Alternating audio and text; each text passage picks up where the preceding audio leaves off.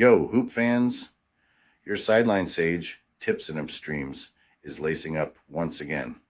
On deck, deep dives into the freshest NBA clashes, ready to set the planks ablaze.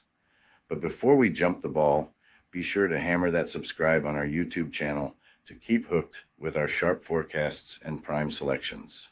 All right, let's bounce into today's NBA Crystal Ball reads. The first prediction for today is for the game between Minnesota Timberwolves and Dallas Mavericks. The Minnesota Timberwolves are gearing up to host the Dallas Mavericks in Game 5 of their playoff showdown at the Target Center. The Timberwolves staved off elimination with a crucial win in Game 4, turning this matchup into a must-win for both teams. The Mavericks, after clinching the first 3 games, now face a revived Minnesota squad eager to capitalize on their home court advantage. Early in the series, the Mavericks dominated, but they faltered in Game 4, missing the chance to sweep. This loss has given the Timberwolves a surge of hope and momentum as they return home. Dallas boasts one of the league's best road records, having already secured 2 victories in Minnesota during this series. However, a poor shooting night in Game 4 saw them score their fewest points in 6 games, finishing with a 42% field goal percentage. Throughout the regular season, the Timberwolves showcased a strong defensive setup, allowing just 106.5 points per game and ranking first in opponent field goal percentage at 45%. On the other hand, the Mavericks, known for their offensive prowess, average 117.9 points per game, ranking 7th in the league. Their shooting accuracy, at 48.1% from the field and 36.9% from beyond the arc, has been a key factor in their success. Analyzing home and away stats, the Timberwolves have been formidable at the Target Center, shooting 48.5% and grabbing 43.6 rebounds per game. Conversely, the Mavericks have excelled on the road, shooting 46.6% from the field and averaging 42.9 rebounds per game. This contrast in performance could significantly impact the outcome of this critical game. In the last 5 to 8 head-to-head games at the Target Center, the Mavericks hold the upper hand, winning 4 of the last 5 matchups. In the current playoff series, they have taken 2 out of 3 games in Minnesota. This historical dominance suggests that the Mavericks are comfortable playing in this arena, boosting their chances of closing out the series. The Mavericks face a few key injuries, with Derek Lively II and Luka Doncic both listed as questionable. Lively's absence in Game 4 affected their rebounding and interior defense. Doncic, despite his questionable status, is expected to play and will be crucial for Dallas. The Timberwolves have Mike Conley listed as questionable, but he has been playing through his designation, providing vital veteran leadership. Neither team is on a back-to-back, giving both squads ample rest. Historically, Dallas has performed well in such scenarios, maintaining energy levels and executing their game plan effectively. Minnesota, while resilient, has shown inconsistency in similar situations during the regular season. The Mavericks' ability to bounce back from a poor shooting night will be crucial as they look to leverage their playoff experience and road success to secure a series-ending victory. The Mavericks' trip on the road and Derek Lively's questionable status loom large. Lively has been key to Dallas's defense, and without him, their rim protection suffers. Although Maxi Kleber returned from injury, he is not a primary rim protector or a lob threat, and his shooting was shaky in Game 4 after an extended absence. The Mavericks also tried using Dwight Powell briefly, but he quickly showed why he was benched earlier. Dallas struggled in Game 4, scoring just 98 points with an effective field goal percentage of 50.6%, their worst offensive performance of the series. Their offensive rating dropped to 105.4 compared to over 114.9 in each of the previous 3 games.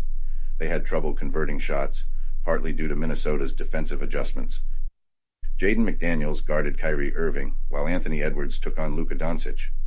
Irving managed just 16 points on 18 shots, and although Doncic scored 28 points, it was inefficiently with a 33% shooting percentage from the field. Jaden Hardy has been a bright spot off the bench for Dallas. He has played 9, 12, 11, and 12 minutes in the series, scoring 2, 8, 7, and 13 points respectively. His points prop is set at 5.5, and betting on him to go over seems promising. His scoring versatility is crucial for giving both Doncic and Irving some rest. Minnesota's shots started falling in Game 4, with a series-high effective field goal percentage of 60.1% and shooting 45.8% from 3. Without Lively clogging the interior, their offense opened up. Anthony Edwards thrived, attacking the rim and leading the offense with his dribble penetration. He found his teammates for open looks, especially in the second half when he recorded all 9 of his assists. His early scoring forced the defense to respect him, leading to higher quality shots for his teammates. Foul trouble was a major story for the Wolves. Karl Anthony Towns fouled out, Rudy Gobert had 5 fouls, and Edwards also had 5. This affected their minutes, rotations, and defensive aggressiveness. Despite this, Towns broke out of his offensive slump, scoring 25 points, including 10 in the fourth quarter, with 3 critical threes down the stretch.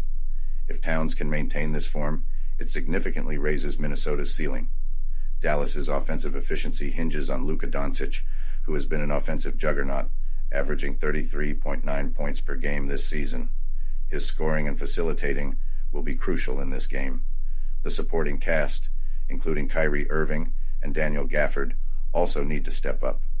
Gafford has been particularly efficient, leading the league in field goal percentage at 72.5%. The Timberwolves will rely heavily on Anthony Edwards and Karl Anthony Towns. Edwards has been a standout, averaging 23.8 points per game in the series, and will need to continue his stellar play. Towns, who had his best game in Game 4, needs to be dominant in the paint.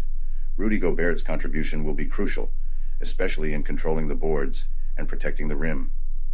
Minnesota's defensive prowess has been key to their success, allowing the fewest points per game in the league. Their ability to force turnovers and contest shots will be vital in disrupting Dallas's offense. The Timberwolves have also been effective in transition, capitalizing on defensive stops for fast break opportunities. Considering the comparative stats, recent head-to-head history, and current form, the Mavericks have a slight edge. Their strong road performance and ability to bounce back from poor shooting nights suggest they are well positioned to close out the series.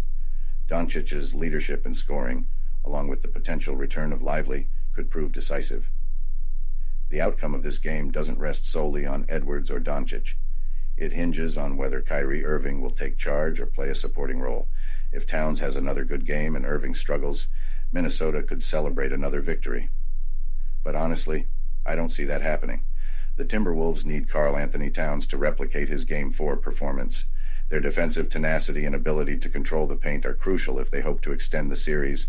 However, the pressure is on Minnesota to perform under the weight of elimination again. They must execute flawlessly on both ends of the floor to force a Game 6.